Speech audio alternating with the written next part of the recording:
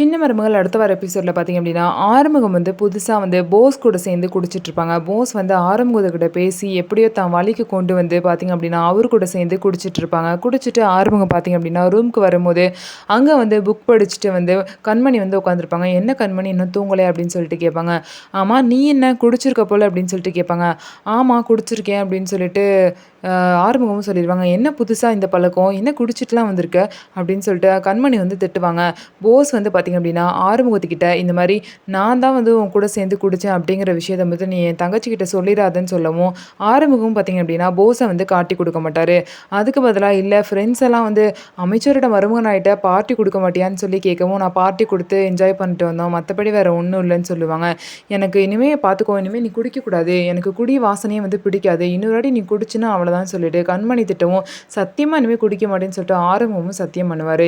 இதுதான் இன்றைக்கி எபிசோடில் நடந்த கதை. ஸோ நம்ம வீடியோ உங்களுக்கு பிடிச்சிருந்தா நம்ம வீடியோவை லைக் பண்ணிக்கோங்க. மறக்காமல் நம்மளோட சேனலை சப்ஸ்கிரைப் பண்ணிவிட்டு பாருங்கள்.